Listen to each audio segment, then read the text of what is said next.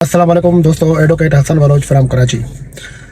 अक्सर मैंने देखा है कि जब भी मेरे पास कोई केस आता है प्रॉपर्टी का, जिसमें भाइयों का बहनों का आपस में मसला होता है, तलाक होता है, डिस्प्यूट होता है प्रॉपर्टी को लेके, तो जब भी मेरे पास बहनें आती हैं तो उनको पहली बात तो ये है कि उनको पता ही नहीं होता कि कौन कौन सी प्रॉपर्टी है वाले साहब के नाम पे, कहाँ कहाँ पर है, कौन से बैंक में अकाउंट्स हैं, कौन सी जगहों पे लॉकर है, किसी चीज़ का पता नहीं होता।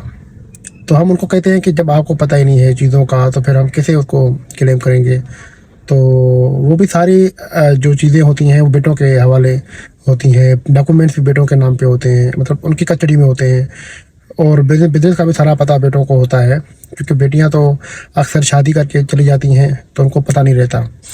तो जब उनके वो आते हैं केस के लिए तो फिर हमें वो रिसर्च करनी पड़ती है, इदारों में लीगल नोटिस भेजने पड़ते हैं, और वहाँ से जो है बैंक से पूरा रिकॉर्ड मंगवाना पड़ता है कि भाई लॉकर कैसे खुला, जब वाले साहब का इंतकाल हो गया तो बेटे कैसे खोल सकते हैं, पैसे कैसे निकाल सकते हैं।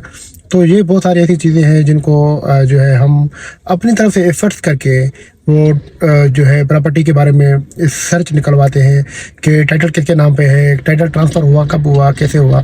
तो फिर उसकी डीप में जाते हैं, सर्टिफाइड कॉपीज़ के लिए अप्लाई करते हैं, लीगल हेयर। तो इस तरीके से हमें काम करना पड़ता है, क्योंकि बेटियों को तो हर बात से बेखबर रखा जाता है। तो इस तरीके से हम आज भी मेरे पास एक केस था, तभी मैंने कहा कि वीडियो बना लूँ कि कभी भी आपका कोई क्लेम हो, कोई चीज़ें हो, तो थोड़ा बहुत आप अपनी तरफ से वर्कआउट किया करें और अपनी चीज़ों को इन्फॉर्मेशन अपने पास रखा करें, क्योंकि जब आपको ही पता नहीं होगा तो फिर वो चीज़ें जो है क्लेम करना भी मुश्किल होती हैं। Thank you so much. अल्लाह हाफिज़।